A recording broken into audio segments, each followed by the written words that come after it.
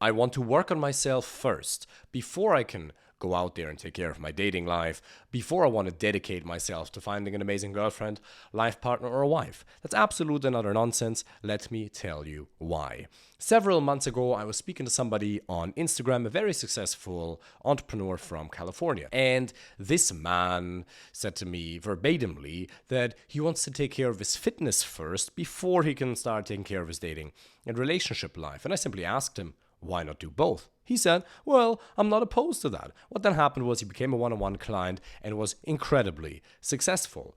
So here's my question to you. Why would you insist on wanting to work on yourself first? And I can actually give you the answer, since this is not really a dialogue, but more so a monologue of me talking into a camera and assuming what you're going to say and making a semi-educated guess, since I have been working with clients from 26, 27 different countries from all around the world at this point in time, men with very successful careers in their business, having helped them create an amazing social life and find the right girlfriend, life partner, and wife. So one of the reasons why you might say you want to work on yourself first is your fitness. The other one is business projects. You don't think you have the time. Third is you think you haven't fully healed yet, which may be true from the past relationship, but then you draw the false conclusion that that's stopping you from taking action and finding an amazing girlfriend, life partner right now. Somebody who's actually healthy for you. Somebody who's not going to leave scars on your soul quite like the last one did. So let's address the fitness thing first. There's plenty of men who are not in great shape. I've had plenty of clients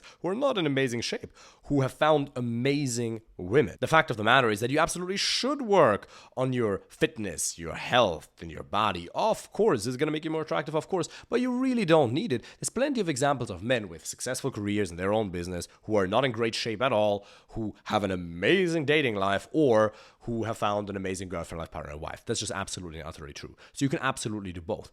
The second thing is business projects. I don't have the time. If you sleep 8 hours a night, I've said it over and over again, you have 112 weekend hours available to yourself. You need 5 to 8 over the course of the 7 days per week.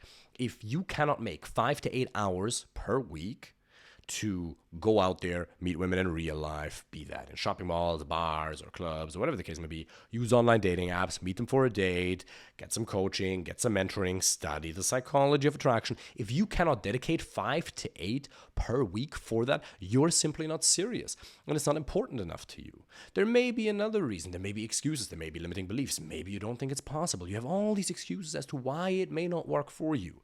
If you're a good person, doesn't mean you can't have flaws. We all have them.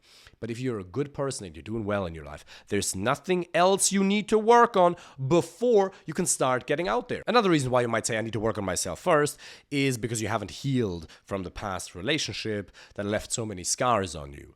First of all, you have to understand that, yeah, maybe you need to do a little bit more healing, but going to a cave somewhere is not going to get that healing done. I made an amazing YouTube video about that 6 or 9 months ago, or even over a year ago, where I talked exactly about that. You should be healing in the company of other people. Surround yourself with high quality men. Go out there and meet women by yourself or with other people. The brain operates under the premise of proof, not promises. You have to give yourself the proof. You have to give your brain the proof that you are desired by other women, and you have to spend time in the company of family or high quality friends, because that'll trigger an oxytocin release. It literally changes your neurochemistry if you're around people who make you feel at home, and it'll be much easier for you to heal. Don't just shell up, become defensive, and run away from the scary dating market like a little bitch. Instead, face the dragon, knowing that you can only ever get the gold with the dragon. Look whatever you're afraid of in the eye and go right through it. Just because you made painful experiences in the past does not mean you need to back off now. Maybe there's a little fear, maybe there's a little bit of anxiety, maybe you don't have a lot of experience, maybe you have some painful experiences in the past. You do not need any more healing. What you need is a big fat kick in the ass, plus a little bit of love and encouragement that you can give yourself, that you can get from somebody else, from me, from other people, but you need to give it to yourself essentially, and then just take more action. More action is really what's required, not more thinking about it.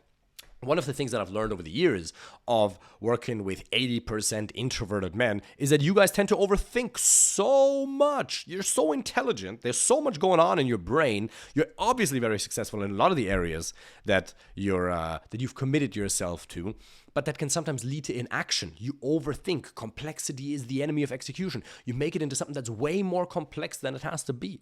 The number one reason why you don't have what you want to have is mindset problems, unconscious incompetencies. You have blind spots, things you don't even know that you don't know. And if you fix them in conversation, if they come up, you cure them, you replace the wrong thoughts with the right thoughts, you're going to be able to take a whole lot of action. The next point that I have here is and versus or.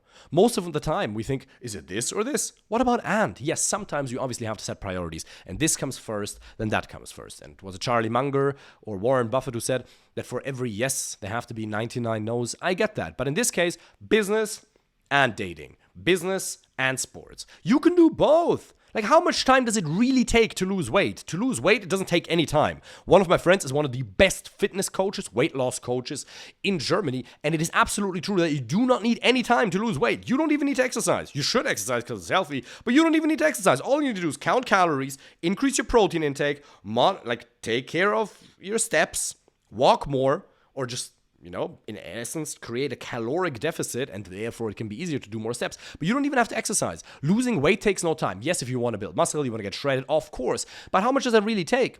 3 days a week, 45 minutes to 60 minutes in the gym. This takes 5 to 8 hours. So the time thing is an absolute and utter excuse, because for all the things that are important in your life, you've never had time. You've made the time. Time is emotion. Whenever something is important enough for us, we dedicate ourselves to it because we realize, do I really want to be alone for the rest of my life? Do I really want to wait another 5 years, another 10 years? Why wait? So you have to also understand, I was thinking about calling this video that I want to work on myself as killing you. Then I thought it was maybe a bit extreme. Maybe I have actually named the video that. I haven't made the decision yet. But what you have to understand is that loneliness is emotionally as well as physically hurting you. Not being in the company of high-quality men and family members and an amazing woman by your side harms your brain, because your brain was made to be in the company of other people. You need oxytocin. Your entire neurochemistry changes for the better. Your immune system changes for the better if you're around people who make you feel at home. You also should consider the fact that you are working on yourself while improving your dating and relationship life. It's absolutely true that one of the best ways to work on yourself is to face the thing you're most concerned about, to face the thing you're most afraid of. Because I've seen so many men who are so good, so courageous, so certain, so confident in their career and their business, and then they see a woman in a bar or club during the day, and they have all kinds of excuses. Oh yeah, I could if I really wanted to. I could go talk to her if I really wanted to, but you don't. Why? Because you don't know how to, and you lack the confidence. Your communication skills are on point, and you haven't realized how to break through that initial barrier of fear, or as we call it, approach anxiety. So working on your dating and your relationship life, committing yourself to the journey, which should take X amount of months, to finding an amazing girlfriend or life partner, is one of the best ways to work on your communication skills. And that's exactly the next point. It's a bunch of synergies between your business, or rather your career, and dating, because it's primarily about communication skills. And every promotion you've gotten, it's partially due to the skills that you bring to the job, but also partially due to the communication skills you have. People like Jordan Peterson, who I absolutely adore, who's an absolute hero of mine, who's amazing. It should be a hero of yours too. Look up Jordan Peterson. He's absolutely brilliant. He used to be a professor at Harvard and then at one of the biggest universities in Canada. I can't remember which. He's a psychologist, a clinical psychologist. And he says that one of the most important things men should do is to work on their communication skills. It's probably one of the single most important things. Now, communication is tailored to the context. The way you communicate with women is very, very different to the way you communicate at a workplace. One is very logical, and the other one is very, very emotional. And you can learn to switch context, just like you would communicate differently at a funeral than you would in a bar or club or at a social gathering. It's just about being intelligent. It's not about changing who you are. You're always going to remain who you are. You're just going to become a more attractive version of the things that are already true about you. And the last thing is that it's going to boost your mood and your productivity. Getting out there, meeting women, having amazing experiences, short-term experiences on your journey to finding this amazing person that you may want to consider sharing the rest of your life with, that will boost your mood in so many ways. It'll boost your productivity. Yeah, but the time. Yeah, but it's not just about time spent working, is it? Yes, you want to spend a significant amount of time doing it, but you've also realized that sometimes 25 minutes of highly focused, highly productive work can sometimes be better than 4 hours. So it's also about increasing your productivity, and your productivity will be heavily increased if you have 1 or 2 amazing dates per week to look forward to. That will boost your mood, it'll boost your productivity, it'll make you work even harder because you know, okay, well, at 7 I'm going to meet this person. That's going to be very exciting. It boosts your mood. It's really, really exciting, especially if you're in a position right now where you don't have enough dates, or at least not enough dates with the right kind of women. If it's somebody you're genuinely excited about, it's amazing. And also, you have to project yourself into the future. Yeah, you have a long day at work, but you know, I'm going to go home. There's this person waiting for me. She's going to cook dinner for me. We're going to cook dinner together. We're going to dance in the living room. Maybe we're going to go out, have some drinks, whatever. You're going to have this person at home who's going to look forward to you coming at home. What I always do, whenever I come home, I open the door. Fernanda's there. I'm like, Daddy's home. And she goes, Daddy! It's just a little fun ritual that we have, as opposed to me just coming in and be like, oh, hello. But she's genuinely excited for me to come back from work, you know? This can be your reality too. What an amazing pitch, isn't it?